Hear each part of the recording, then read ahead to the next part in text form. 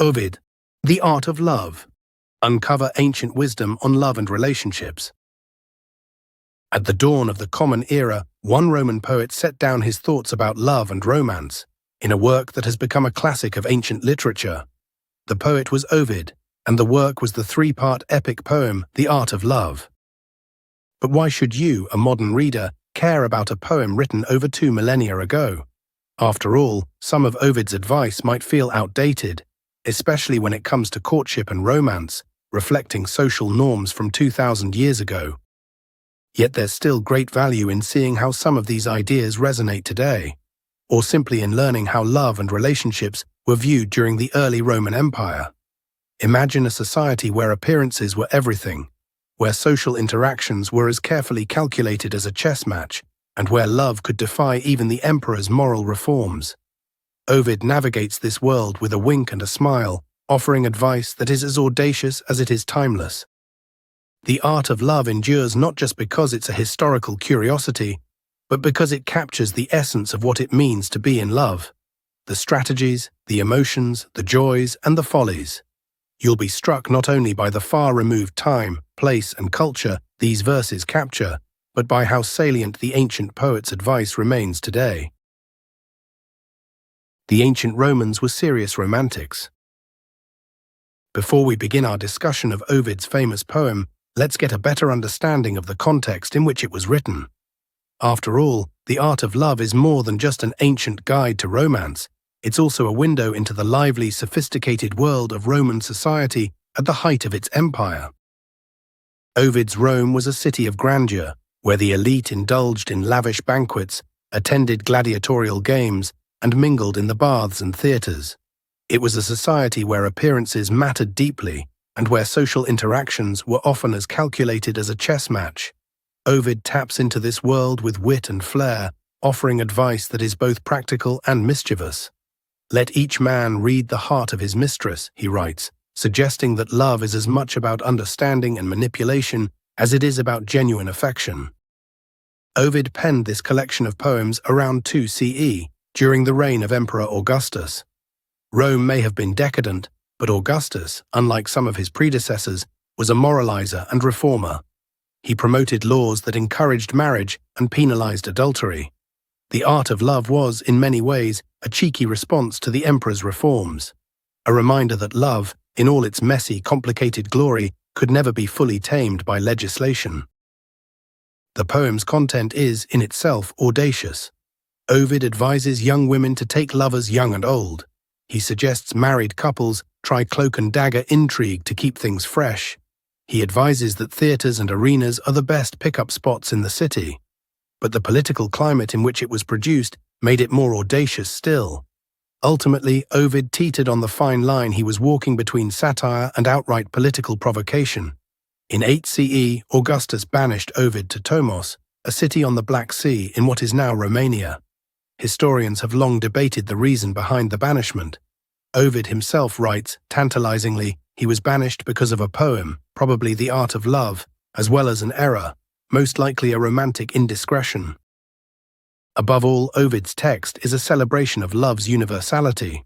The Art of Love endures not just because it's a historical curiosity, but because it captures the essence of human relationships, the strategies, the emotions, the joys, and the follies.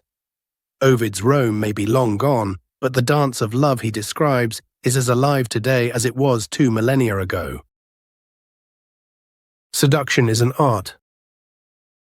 Should anyone here not know the art of love, read this and learn by reading how to love. With this, Ovid opens the first book of The Art of Love, neatly assigning himself the role of teacher and guide, his reader the role of student. He is no stranger to love, he declares, but rather its master, ready to impart his wisdom to all who seek it. In Book 1, our seasoned guide leads men through the art of seduction. He begins with the essential question, where can one find a suitable lover? The answer, he assures, is simple.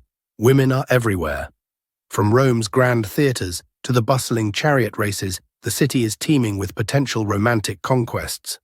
If you're on the hunt, my friend, go where the girls are, Ovid advises, a smile in his words as he sets the stage for the chase. The poet, ever the strategist, emphasizes the importance of subtlety and charm. Love, he insists, should be approached like a campaign, with careful planning and clever tactics. Why not be a lover, like Paris, and choose your own Helen, he urges, invoking the mythological figures to encourage boldness. But he also counsels caution. One must observe the target, study her habits, and strike at the right moment. Timing is everything, Ovid suggests, and patience will always be rewarded. In a tone both humorous and knowing, Ovid discusses the art of flattery. Compliment her appearance, praise her intelligence, and, most importantly, listen attentively. But don't be too earnest. Ovid's Rome is a city of artifice, where a little deception goes a long way.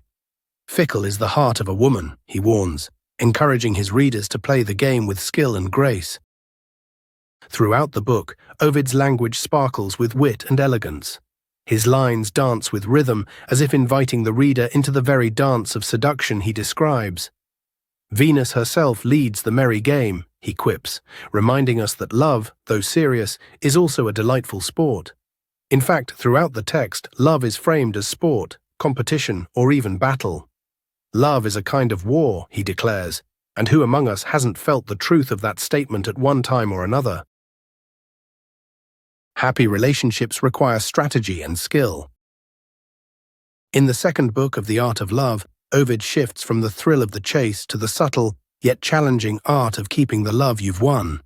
The tone is one of seasoned wisdom, as he opens by reminding his readers that winning a lover is only the beginning. The true skill lies in maintaining the relationship.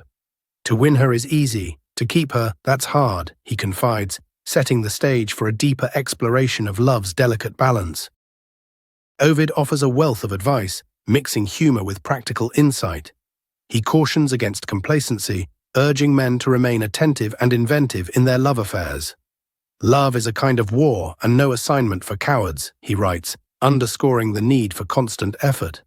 Just as a general must adapt his strategies on the battlefield, so too must a lover continually renew his tactics to keep passion alive. One of the key pieces of advice Ovid offers is to avoid jealousy, a sentiment he views as corrosive to love. Let her have friends, but none that you fear, he advises, suggesting that trust and confidence are more attractive than suspicion.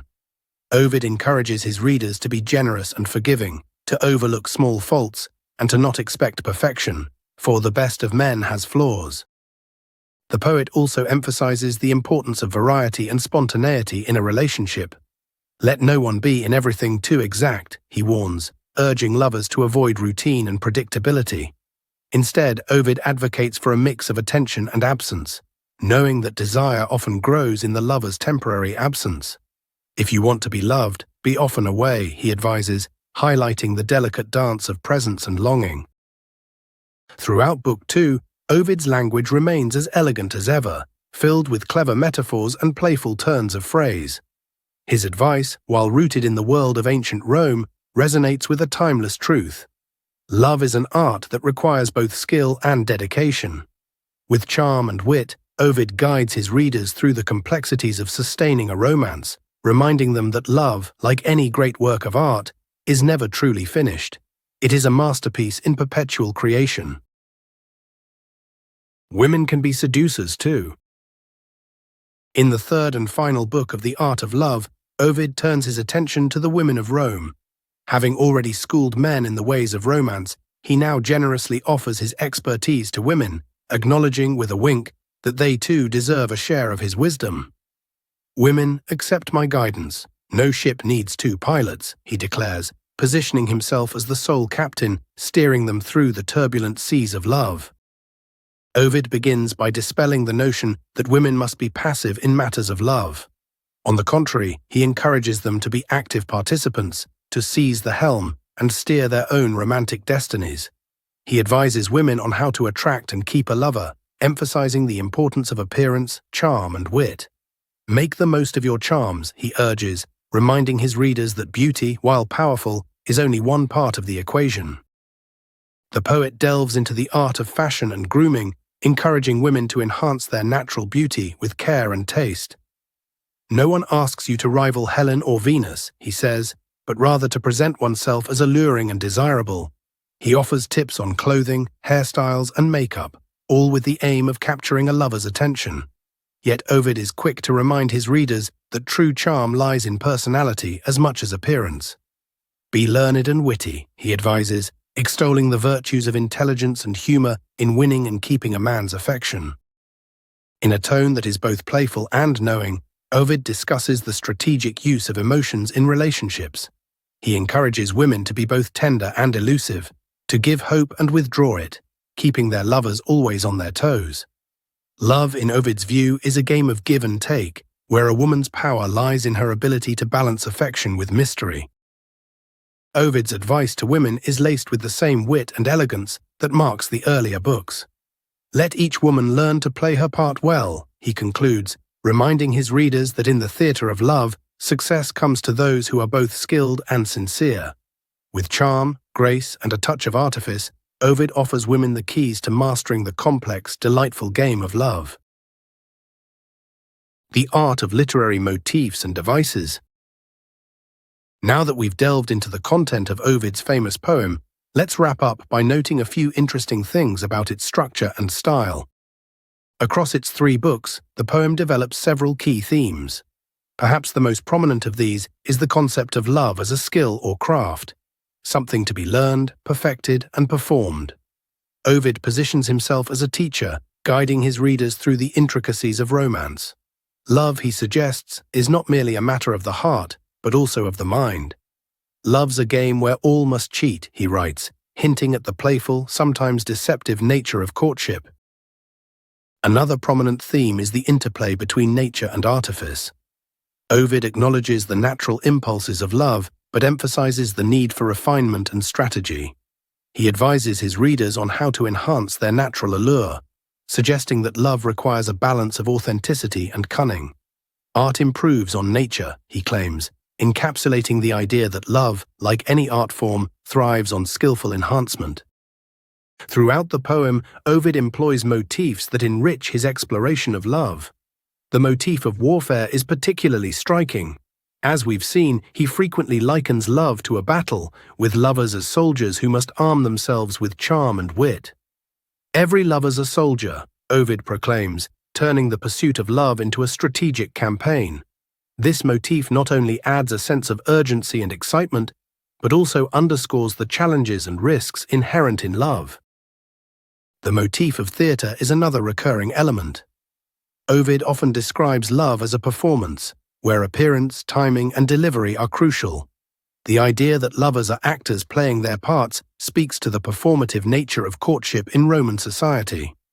Let her be what she seems, Ovid advises, reminding his readers that love often involves a certain level of pretense. Mythological allusions are another key device, grounding Ovid's advice in familiar stories while also reinterpreting them to fit his narrative. By invoking figures like Paris and Helen or Venus and Mars, Ovid connects his readers' romantic struggles to the grand tales of gods and heroes, elevating the mundane to the mythic. Finally, Ovid's use of rhythm and wordplay is masterful. His lines are crafted with a musical quality, making the text both engaging and memorable.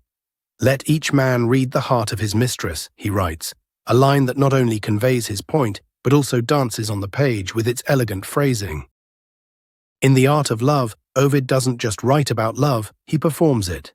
His themes, motifs, and literary devices all serve to create a work that is as much about the experience of reading as it is about the experience of love. Through his clever use of language and his keen understanding of human nature, Ovid turns the complexities of romance into an art form that continues to captivate and entertain.